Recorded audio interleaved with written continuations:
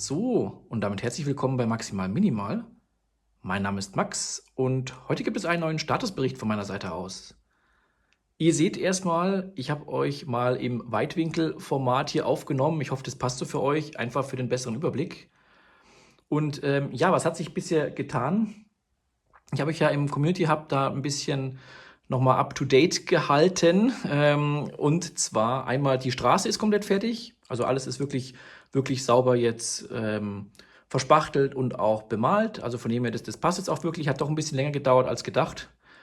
Und ich habe jetzt schon angefangen, mit dem Terraform-System ein paar Streben zu machen und ein paar Sachen vorzubereiten.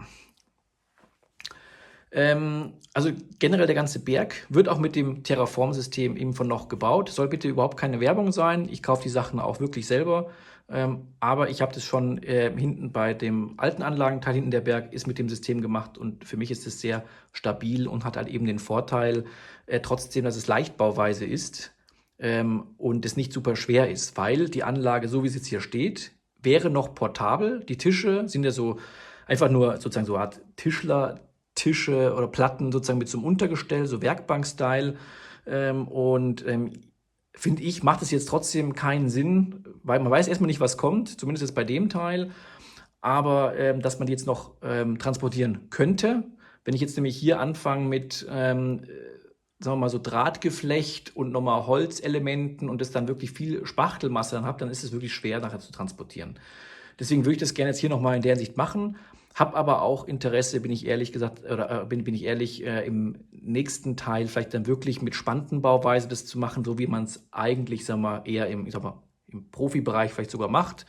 Da habe ich mich bisher immer ein bisschen davor eben gedrückt, weil ich jetzt erstmal früher angefangen habe, erstmal ganz, ganz klein, eben mit den Platten, ganz einfach, weil man weiß ja nicht, wenn man halt wann habe ich angefangen? Vor 5 Jahren, 4, 5 Jahren, ob man es überhaupt dann Lust hat. Weißt du, wenn man neu anfängt, man hat früher als Kind damit gemacht oder angefangen, hat es dann irgendwann schleifen lassen, weil der Computer interessanter ist. Und warum soll man jetzt dann sozusagen alles in Spantenbauweise und mega, sag ich mal, detailliert beziehungsweise auch kompliziert dann machen, wenn man einfach sagt, man macht günstig, lässt mal Platten machen und dann schaut man, wie weit man kommt, wie weit es einen reizt. Und jetzt reizt es einem auf jeden Fall weiter.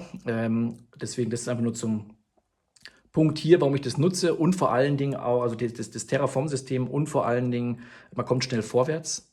Das ist nochmal so ein Punkt. Und wir haben hier im Altbau, sind wir hier. Das heißt, der Boden ist, finde ich, nicht ganz so belastbar oder dem möchte ich das nicht antun, weil wir haben ja schon in der Raummitte, kann schon mal sein, dass es zum Beispiel 1 Zentimeter ungefähr dann sozusagen nach unten geht oder der Boden mitschwingt, so heißt es. Da war auch mal ein Statiker da. Also gerade im anderen Raum ist es dann nochmal mehr, weil der auch ein bisschen größer ist, ein bisschen mehr Fläche hat. Und da soll ja vielleicht dann eine große Berglandschaft dann auch sein. Auch da muss man sich Gedanken machen, macht man wirklich dann nachher das mit Spantenbauweise oder macht man an den Wänden dann nachher vielleicht das noch ein bisschen fest, damit nicht alles so auf dem Boden ist? Oder man macht es dann doch wieder in leichter Bauweise, macht dann trotzdem Spantenbauweise, aber halt dann nicht das Gebirge und macht es dann mit einzelnen Holzelementen oder so Holz, ja, wie kann man Holzstützen, würde ich dann eher sagen, und dann eben mit dem Terraform-System, einfach weil es leichter ist. Einfach das nur einfach zum Gedankengang. Also von dem her, ich habe auch mal mir Gedanken gemacht, was auch viel Zeit gekostet hat mit den ganzen Tunneln. Das heißt, die sind jetzt mal so angeordnet. Mir gefallen die jetzt so ganz gut und kann dann hier dementsprechend dann den Berg dann modellieren. Ich glaube, das ist echt eine coole Sache. Hier jetzt das Tunnelportal. Ihr seht, da ist auch so ein Schnitt, das habe ich wirklich angepasst. Also kleiner gemacht, also einmal von der Breite wie auch von der Höhe habe ich unten was weggenommen. Hier seht ihr auch die K-System-Fahrzeuge, einfach zum Gucken, wie weit schert der Bus aus, dass er nicht gegen die Wand fährt, beziehungsweise auch, ob die da unten durchpassen, wie viel ich wegnehmen kann. Von dem her habe ich schon alles angepasst und zusammengeklebt. Und ja, dann würde ich euch sagen, oder würde ich einfach mal euch da mitnehmen und dann gemeinsam die ganzen Tunnelportale hinbringen, oder hinmontieren, hinkleben vielmehr. Der Heißkleber wird gerade schon warm. Und oben habe ich ein bisschen schon die Schienenbettung bzw. die Böschung dazu angepasst. Und ich würde sagen, das machen wir jetzt gemeinsam und wünsche da ganz viel Spaß dabei. So, jetzt geht es erstmal an das Thema Schienenböschungen von eben den Bettungen. Und ja, ihr seht, ich habe hier in der Mitte, ich habe die vordefinierten Bettungen schon gekauft eben. Die sind in der Mitte also sozusagen aufgefüllt schon und an der Seite war ja nichts. Da habe ich ja euch im Community Hub gezeigt, da habe ich dann solche Streifen extra hingemacht, dass es dann auch hier so abfällig ist, dann wie so eine Schienenböschung dann eben aussieht. Ich habe mir jetzt noch ein paar Bilder angeguckt und normalerweise ist es eher meistens so, dass in der Mitte auch dann sozusagen links und rechts dann immer so Böschungen sind. Deswegen werde ich in der Mitte das abschneiden, also mit einem Cutter ganz normal und dann da so Böschungen an der Seite links und rechts nochmal anbringen. Ja, das ist eine Sache, warum habe ich dann eigentlich überhaupt diese ganzen Dinge gekauft? Ich hätte ja auch dann schon von vornherein so einzelne Bettungen nehmen können, sozusagen für Radius 5, für Radius 4. Dann hätte ich mir das sparen können. Das ist richtig, muss man sagen, im Nachhinein ist man ja immer schlauer. Auf der anderen Seite, warum ich das auch gekauft habe, ist, ich habe den Vorteil, ich habe die wirklich parallel in jeglicher Lage dann hier liegen. Also das ist wirklich ein großer Punkt. Das heißt, auch wenn ich jetzt in der Mitte abschneide, ich habe es ja geklebt, das heißt, die verrutschen mir nicht. Also gut, würden mir nachher, wenn es geklebt ist, so oder so nicht verrutschen. Aber ich habe hier wirklich genau parallel diese eine Schiene mit dem größeren Radius hier. Die sind hier auch bündig. Hier, man sieht dann, wenn ich das jetzt selber gemacht hätte, kann sein, dass man irgendwann den Abstand nicht mehr richtig trifft. Da muss man natürlich dann sauber arbeiten, das ist auch richtig. Aber kann sein, dass man nochmal Ausgleichsstücke braucht und nochmal was abreißen muss, etc. Und so habe ich natürlich den Vorteil, weil ich jetzt das erste Mal jetzt auch eine, sagen wir mal, zweigleisige Strecke mache und auch hier am Berg habe ich den Vorteil, ich habe jetzt wirklich da alles, immer den gleichen Abstand zwischen den Schienen. Also auch bei der Geraden letzten Endes, bei langen Geraden mit Flexgleisen ist ja auch immer so, dass es vielleicht ein bisschen mal wieder reingeht, ein bisschen raus. So habe ich es wirklich gerade. Und auch wenn ich jetzt das wegcuttere, war es quasi ein bisschen teures Vergnügen, habe es aber jetzt relativ da in der Hinsicht sauber. Beim nächsten Mal würde ich mal behaupten, würde ich vielleicht mir das Ganze sogar schenken und dann direkt für Eingleisige direkt die Schienen und Bettungen mit den passenden Böschungen dann kaufen. Dann hat man das. Also lange Rede, kurzer Sinn. Das macht jeder, wie er möchte. Ich glaube am Anfang, das passt jetzt erstmal so für mich. Und man lernt nie aus. Und das machen wir jetzt gemeinsam. So, jetzt schneiden wir hier einfach mal die Sachen direkt an der Schiene ab.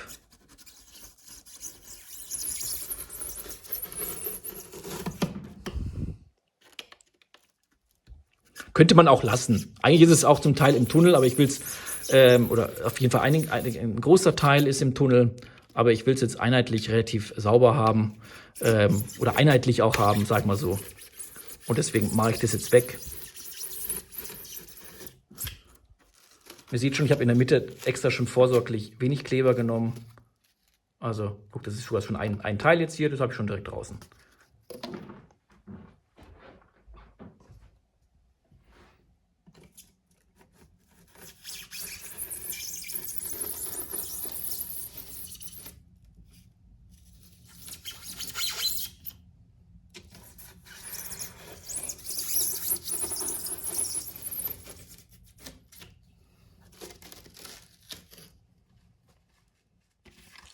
So, jetzt habe ich hier so eine Rolle, sozusagen, so ganz dünner Schotter dementsprechend dann. Habe ich auch noch welche gekauft, das habe ich noch übrig gehabt vom letzten Bau letzten Endes dann. Und da schneide ich mir einfach jetzt so kleine Stücke dann einfach ab. Die müssen auch nicht super breit sein, weil die lege ich dann einfach hier in die Mitte rein.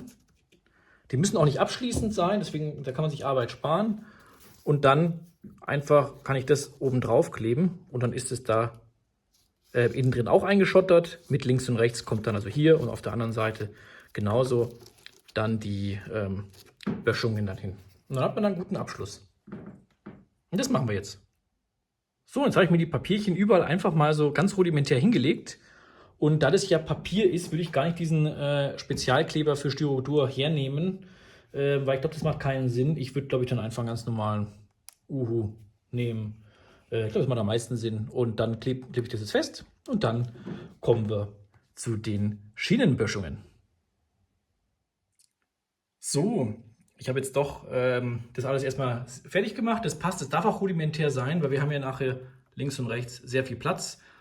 Ich habe doch jetzt nicht den Uhu-Kleber genommen, ich habe jetzt den Heißkleber genommen, weil sonst müsste ich nämlich warten, bis das Ganze getrocknet wäre. Und so kann ich nämlich direkt weiterarbeiten. Und jetzt nehme ich dann den Spezialkleber und mache jetzt links und rechts die Schienenböschungen hin.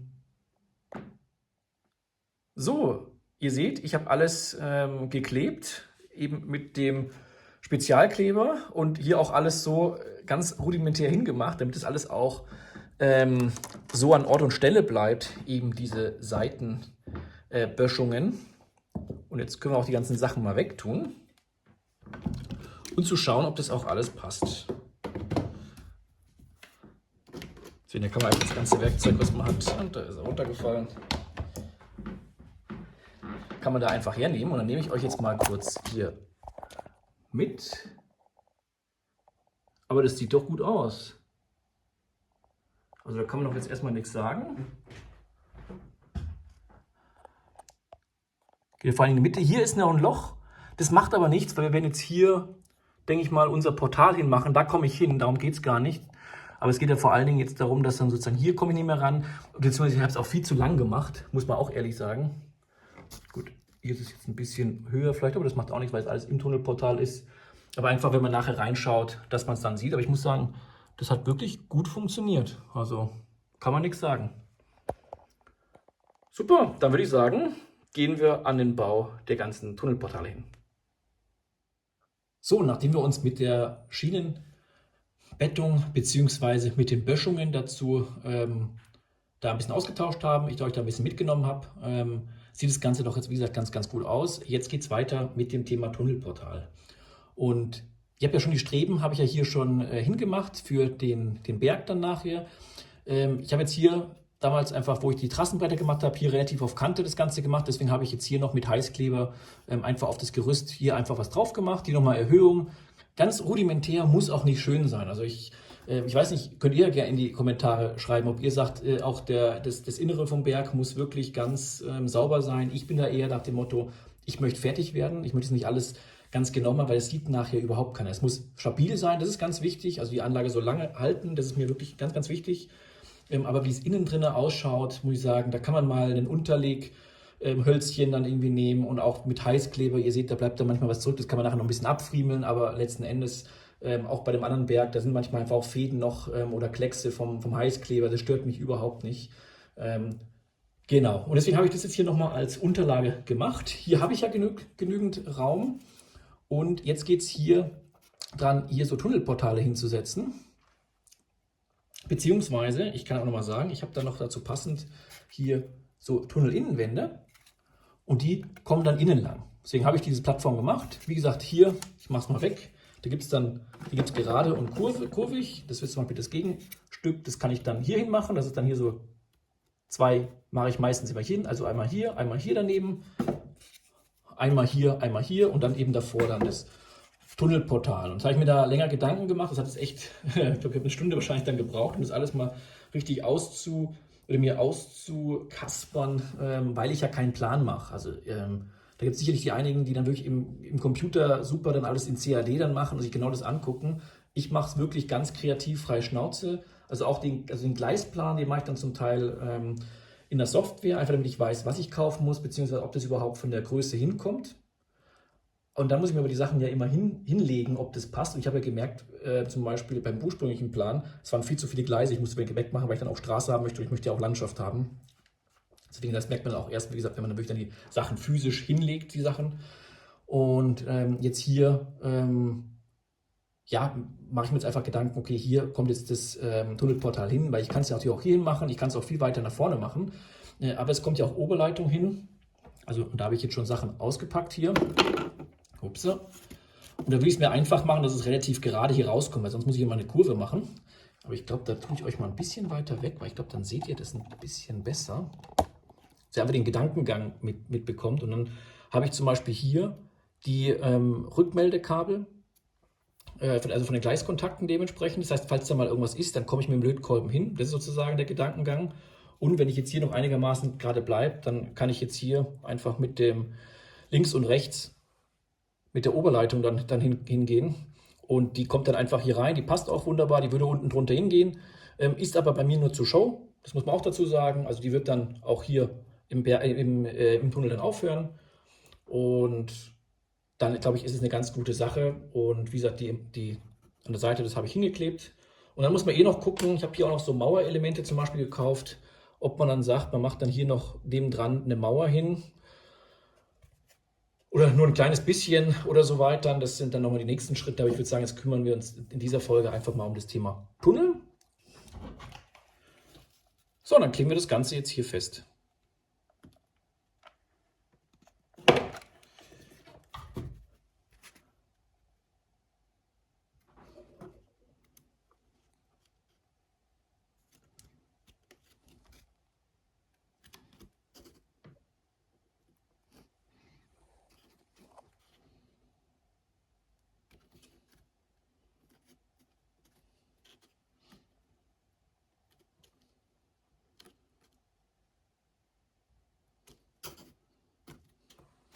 Perfekt.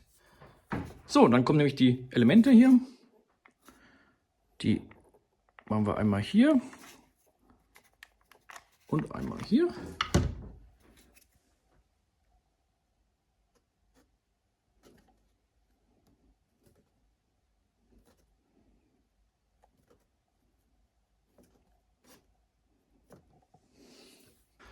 Und dann machen wir direkt noch das zweite hin.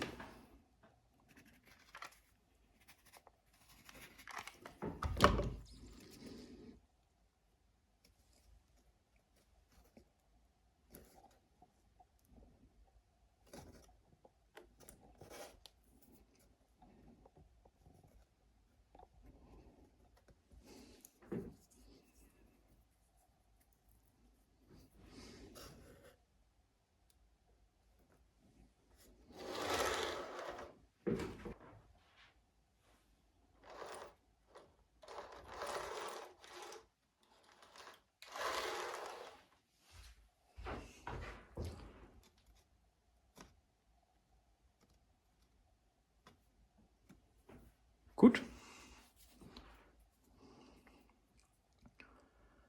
Das sieht schon mal gut aus, das funktioniert wunderbar. Jetzt müssten normalerweise hier noch diese beiden hin. Die würden auch hier passen, gerade noch so, ja, müsste passen.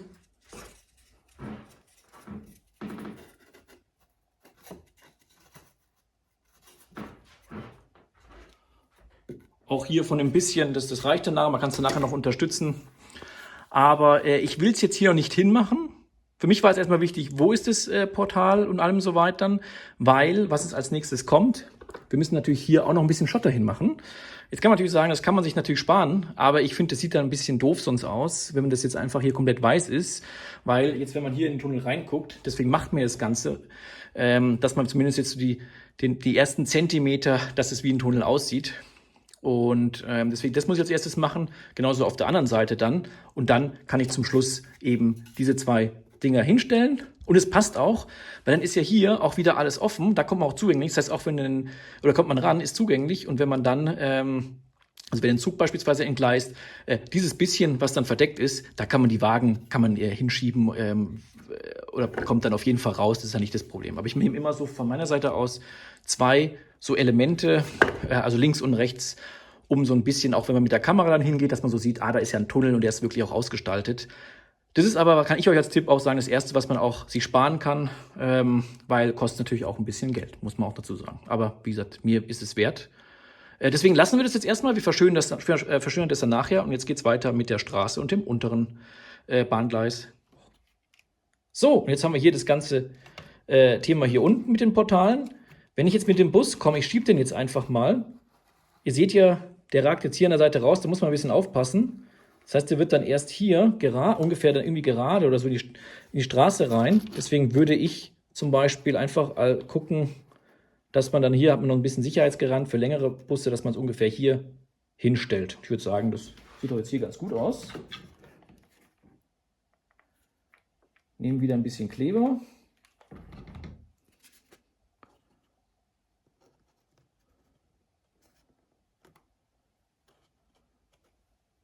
Gucken wir, dass wir es in der Mitte haben. Der Kleber ist heiß. Wer hätte es gedacht?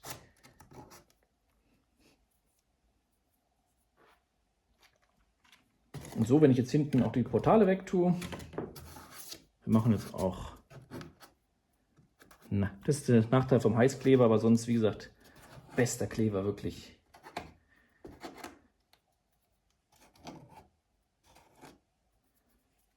Dann lassen wir mal den Bus fahren. Gar nichts knapp. Sieht perfekt aus. Und auch von der anderen Seite her. Da eckt nichts an. Super. Und auch LKWs, die sind ein bisschen höher. Auch das kann man dann testen. Aber habe ich extra so angepasst. Da ist auch ganz noch Luft auf jeden Fall. Von dem her passt es. Also das haben wir schon gemacht. Dann würde ich mit dem anderen Portal direkt weitermachen. Und dann machen wir die Innenwände wieder. Und da habe ich mir jetzt gedacht, da machen wir jetzt hier das in einer Linie. Also man kann es natürlich auch vorher machen. Wir können es ein bisschen nahe machen. Da muss man hier eine riesen Mauer hinmachen. Das ist, weil es hier eher höher ist. Das macht keinen Sinn. Also wenn, man könnte es ein bisschen weiter vorne machen. Also hier hin, dann müsste man dann hier so ein bisschen Berg hoch machen. Wo es auch nicht so schlecht aussieht, gell? Wenn man sagt, man macht es ein bisschen weiter hier hin. Ich würde es auf jeden Fall erstmal hier einmal was wegnehmen mit dem Cutter.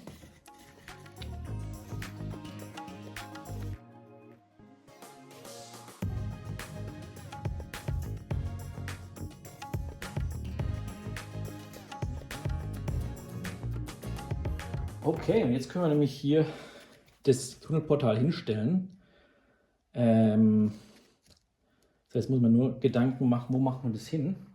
Weil wir nämlich hier was von der Bettung wegschneiden müssen, ganz weh. Das muss man bei dem anderen Tunnel auch machen. Ich glaube, um ein bisschen mehr Dynamik reinzubringen, würde ich sogar ein bisschen weiter vorne hin machen. Also ich muss sagen, da habe ich jetzt echt Bock drauf. Kannst natürlich jetzt auch wirklich bis hier an der... Mal ein bisschen hier. Bis hier quasi an der Kante. Aber da kommt dann dann was hin. Das ist vielleicht ein bisschen zu viel. Ich würde jetzt einfach ein bisschen... Ich würde es jetzt hier hin machen. Oder? Das sieht doch jetzt eigentlich ganz gut aus. Man hat nämlich dann hier auch Platz, um nämlich dann das mit dem Berg zu machen. Und hat hier dann den Übergang und kann dann quasi hier so ein bisschen nochmal rein. Hat hier nochmal Platz für einen Berg. Also ich finde es jetzt hier gar nicht mehr so verkehrt. Ich würde mal einen Ticken vor.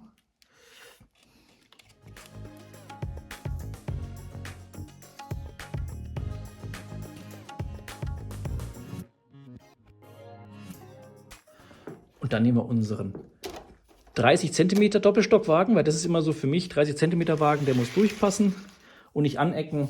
Wunderbar.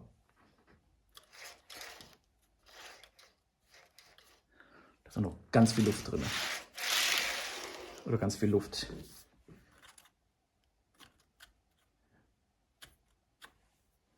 Ja, schön.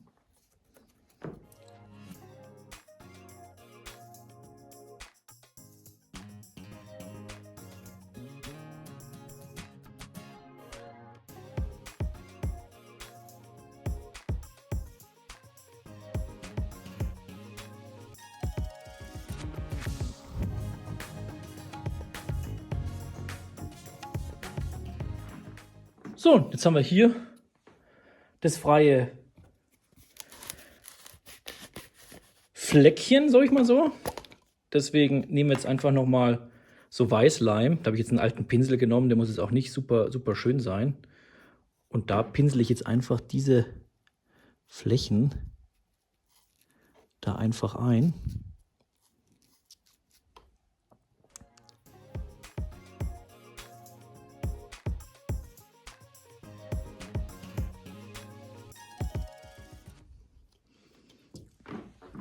Dann können wir hier noch ein bisschen was...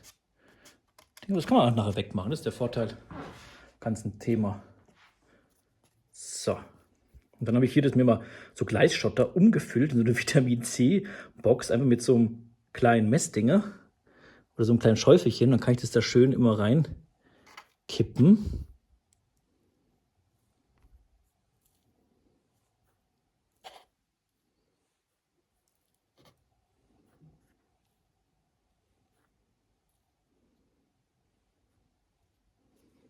So, und dann gehe ich immer mit dem Finger hin. So habe ich es auch drüben dann wieder bei dem Berg gemacht. Mach's dann hier noch mal ein bisschen feste.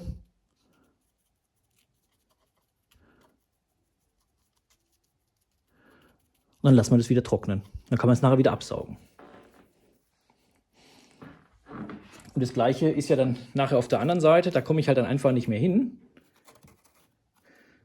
Aber jetzt müssen wir mal gucken, wie wir das jetzt am besten lösen.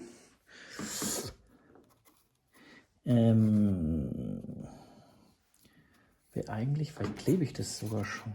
Nee, aber dann komme ich dann nicht mehr hin. Da muss ich dann ein bisschen schleifen. Aber da würde ich jetzt einfach pauschal, so ist es einfacher, jetzt hier schon mal was hinmachen. Und ich kann es dann nachher, kriegt man die auch ganz einfach wieder weg. Kann man mit einem Spachtel oder irgendwie sowas, kriegt man die auf jeden Fall wieder gut weg, diese ganzen Schotter oder der ganzen Kies, sage ich mal so. Das ist wirklich dann kein Problem, mache ich das lieber so, weil ich dann, wie gesagt, Angst habe nachher dann, dass ich da nicht mehr dran komme. Ein bisschen großzügiger das Ganze.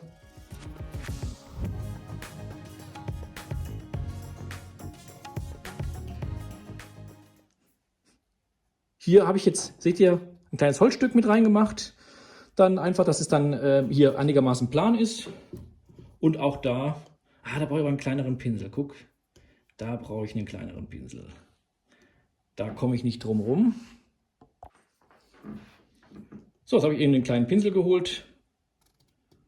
Und da mache ich jetzt auch einfach alles mit dem Weißleim.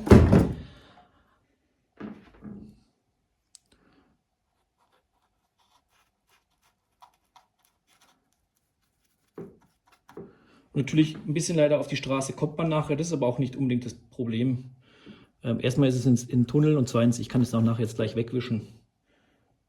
Deswegen, das ist genauso wie beim Grasen dann nachher. Irgendwas bleibt dann irgendwie immer übrig. Man kann es dann auch nachher nochmal drüber malen. Man kommt hier ja, weil die Straße breiter ist, würde man oben sogar nochmal hinkommen. Das ist dann jetzt sogar relativ entspannt. Aber wo gehobelt wird, fallen eben auch Späne.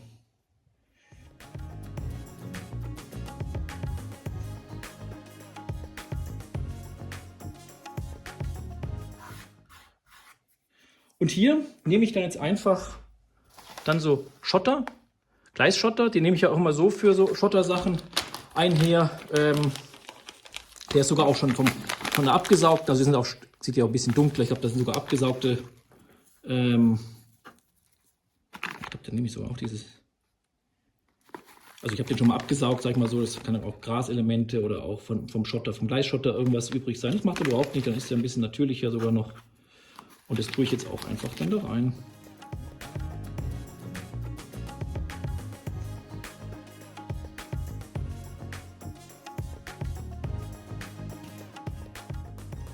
So, ich glaube, das sieht jetzt ganz gut aus.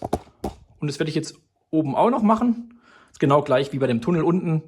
Also auch wieder mit dem Schienenschotter. Das nehme ich dafür.